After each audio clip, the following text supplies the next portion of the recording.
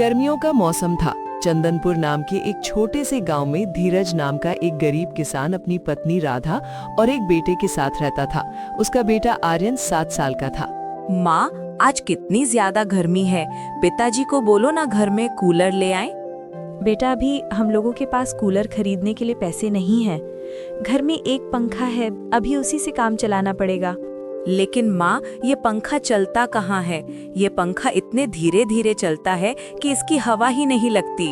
अरे बेटा आर्यन, तो एक काम कर, तू जाकर ठंडे पानी से नहा ले तो तुझे थोड़ा अच्छा लगेगा, क्योंकि ये गर्मी तो हमारा पीछा छोड़ेगी नहीं। और ना हम इतने पैसे वाले हैं कि गर्मी से बचने के लिए हम अपने घर में एसी या कूलर लगवा सकें। राधा अपने बेटे से ऐसा कह ही रही होती है कि तभी वहाँ धीरज भी आ जाता है। आज गर्मी बहुत ज्यादा है, बाहर तो जैसे आग बरस रही है। अरे एक दिन की तो बात है, हम एक दिन भूखे रह लेंगे, लेकिन तुम्हारी तबीयत का क्या? इतनी गर्मी में बाहर जाओगे तो बीमार पड़ जाओगे। बीमार पड़ने से पहले भूख हमें मार डालेगी। मुझे तो मेहनत करनी ही पड़ेगी।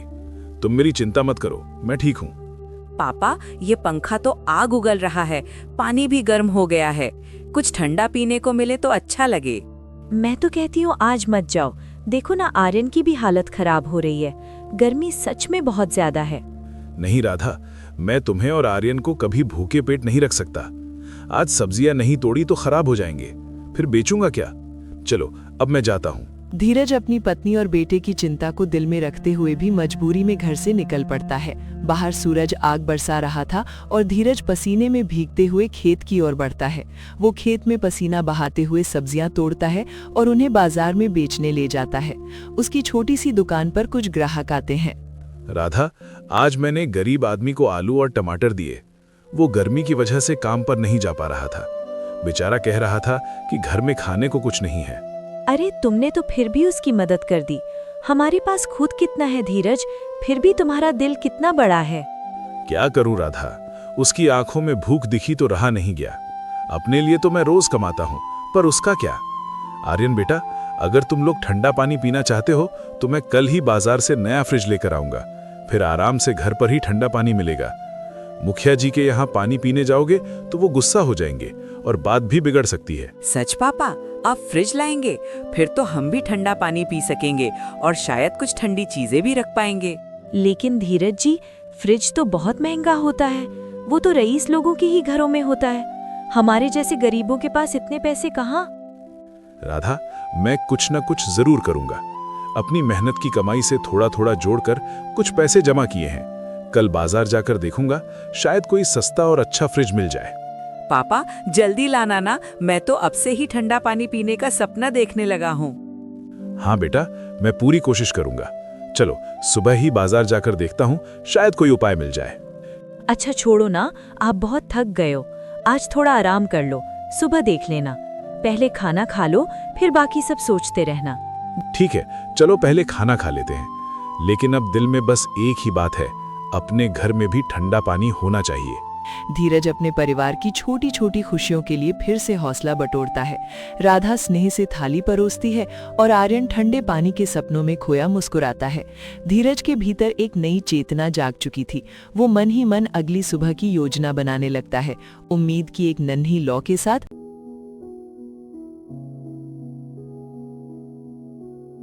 और अगली सुबह वो बाजार के लिए निकल जाता है। भाई साहब, वो कोने में जो छोटा सा सफेद फ्रिज रखा है, उसकी क्या कीमत है? मुझे बस ऐसा ही कुछ चाहिए जो थोड़ा ठंडा पानी दे सके। वो छोटा वाला? हाँ, वो 14,000 का है। अच्छा मॉडल है, बिजली भी कम खाता है और ठंडक भी बेहतरीन देता है। अब तो लोग यही ले रहे हैं। तुम्हें चाहिए क्या?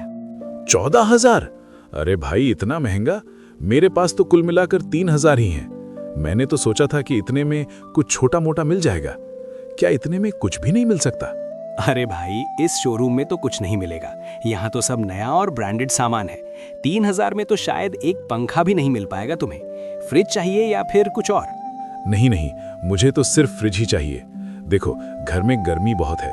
मेरा बेटा तो ठंडा पानी मांगता रहता है और बीवी भी परेशान है। कोई पुराना मॉडल या छोटा सा फ्रिज नहीं मिलेगा क्या? बस पानी ठंडा कर दे, इतना ही काफी है। यहाँ ऐसा कुछ नहीं है भाई, ये शोरूम है, यहाँ पुराना सामान कहाँ मिलेगा, सब नया और चमचमाता है। वैसे तुम किसी पुरानी दुकान से ले आओ 5,000 6,000 में, और अगर चाहो तो EMI पर इसे ले जा सकते हो। नहीं, मैं किस्त पर नहीं लूंगा। EMI में इंसान बर्बाद हो जाता है। आज 600 देंगे, कल ब्याज चढ़ेगा, फिर कर्ज के बोझ तले दब जाएंगे। मैंने गांव में देखा है, लोग किस्तों के चक्कर में अपना घर तक बेच देते हैं। मुझे ऐसा नहीं करना, मुझे इसे अपनी मेहनत से ही हासिल करना है। तो फिर आप यहाँ गलत जगह आ गए हैं। यहाँ 3,000 में आपको कुछ भी नहीं मिलेगा, लेकिन आप एक जगह जा सकते हैं जहाँ आपको फ्रिज मिल जाएगा। यहाँ से बस 20 कदम पर एक दुकान है, वहाँ जाकर देख सकते हैं। लेकिन जब मैं रास्ते से आ रहा था तो मुझे वो पुरानी दुकान कहीं नहीं दिखी। क्या आप मुझे उसका सही पता बता सकते हैं? देखो, यहाँ से बाहर निकलो, बाईं ओर मुड़ जाना, फिर सीधे चलते रहना।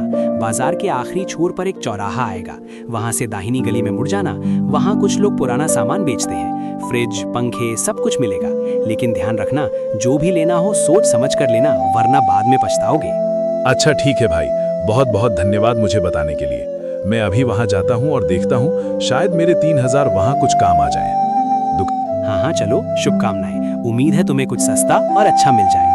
धीरज शोरूम से बाहर कदम रखता है। अंदर की ठंडी हवा और चमचमाते फ्रिज मानो उसे वापस खींचना चाहते हैं, लेकिन जेब में रखे 3,000 रुपयों की सच्चाई उसे जमीन पर टिकाए रखती है। चेहरा थोड़ा उदास है, पर आंखों में अब भी एक उम्मीद की हल्की लौ जल रही है। वो दुकानदार के बताए रास्ते की ओर बढ़ता है।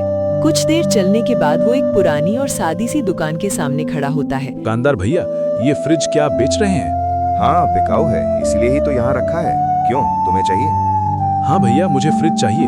घर में बहुत गर्मी है और बेटा ठंडा पानी मांगता रहता है। लेकिन पहले ये बताइए, इसकी कीमत क्या है? मेरे पास ज्यादा पैसे नहीं है। इसका दाम 1,800 रुपए है, इससे कम नहीं होगा।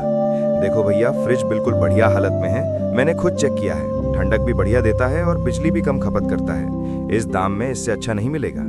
अरे, ये तो मेरे बजट में आ रहा है। पर भाई, पहले मुझे इसे चालू करके देखने दो। कहीं ऐसा ना हो कि पैसे दे दूं और ये घर जाकर बंद हो जाए। अरे भैया, मैं इतना बेकार सामान नहीं बेचता, मुझ पर भरोसा रखो, तुम्हें कोई खराब चीज नहीं दूंगा।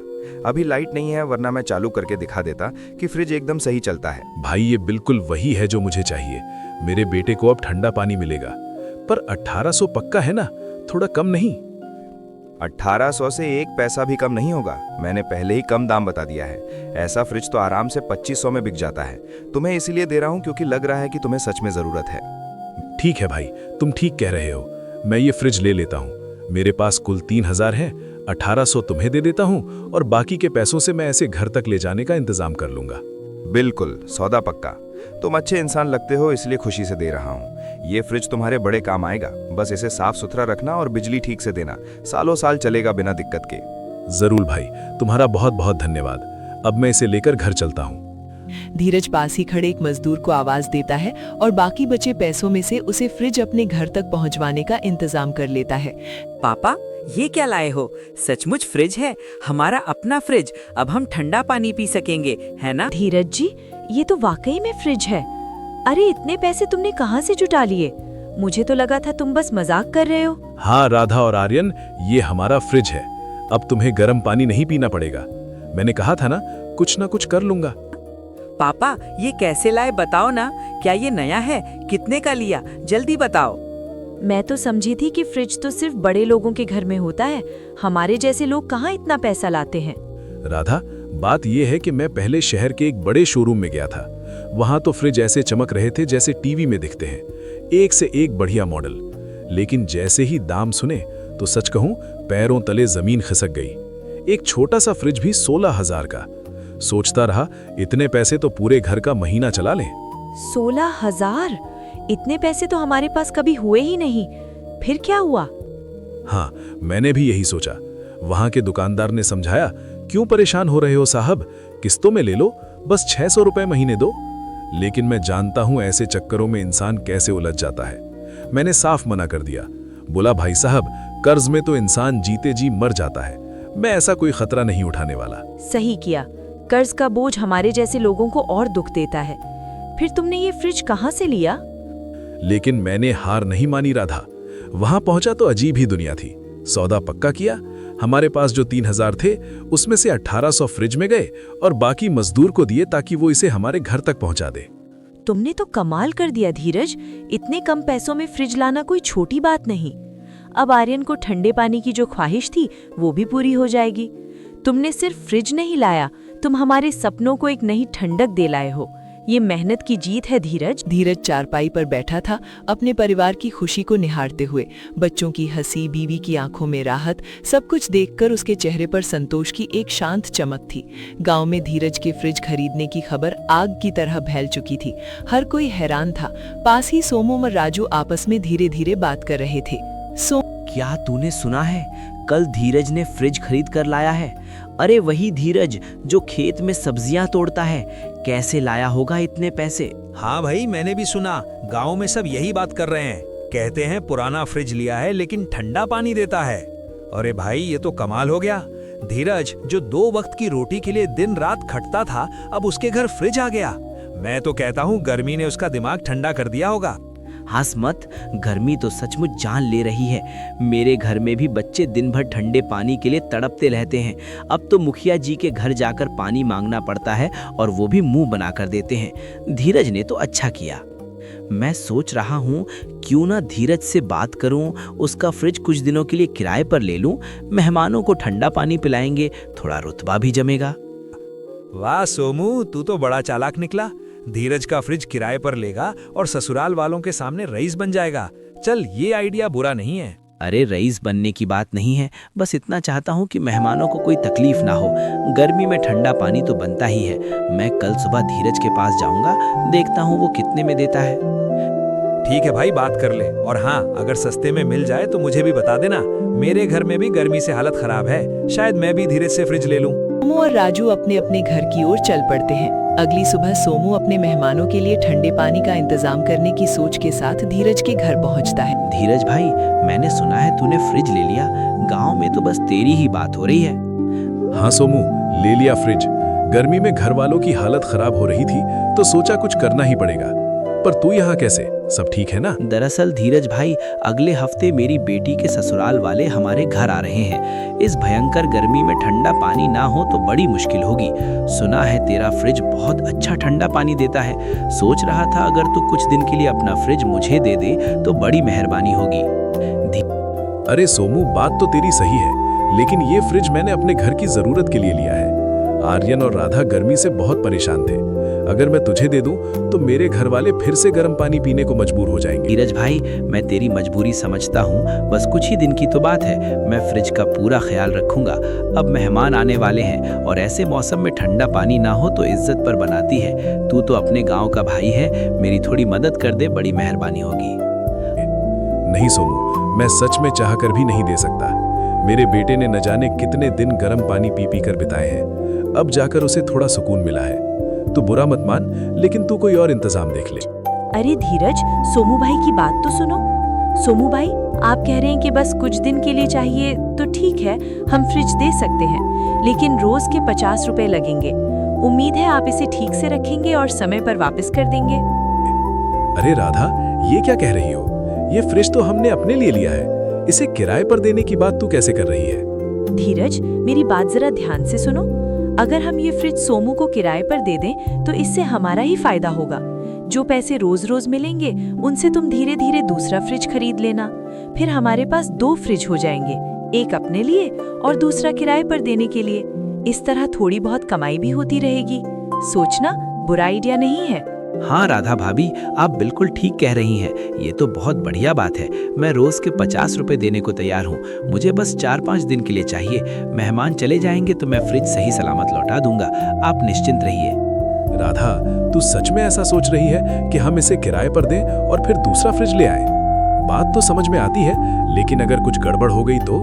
ये फ्रिज हमारी सालों की मेहनत से लिया है। धीरज, तुम चिंता मत करो। सोमू गांव के अपने आदमी हैं, वो फ्रिज का ध्यान रखेंगे और ये मौका है कि हम अपनी मेहनत को और बढ़ाएं। एक फ्रिज से शुरू किया, अब 2 होंगे। धीरे धीरे और तरक्की करेंगे। ठीक है सोमू, राधा ने तो मुझे मना लिया। तू फ्रिज ले जा, लेकिन ध्यान रखना, इसे सावधानी से इस्तेमाल करना। 50 रुपए रोज के हिसाब से 5 दिन के लिए ले जा। धीरज भाई, राधा भाभी, तुमने मेरा बहुत बड़ा काम कर दिया। मैं वादा करता हूँ फ्रिज का पूरा ध्यान रखूंगा। कल सुबह मैं ठेला लेकर आता हूँ और इसे ले जाऊंगा। बहुत बहुत शुक्रिया। सोमू खुशी खुशी धीरज के घर से विदा लेता है। धीरज की समझदारी और राधा की दूरदृष्टि ने उनके जीवन को एक नई दिशा दी। उन्होंने गांव में फ्रिज किराए पर देना शुरू किया और धीरे धीरे 6-7 फ्रिज खरीद लिए, जिससे उनकी कमाई बढ़ गई और गांव में उनकी मेहनत की मिसाल दी जाने लगी।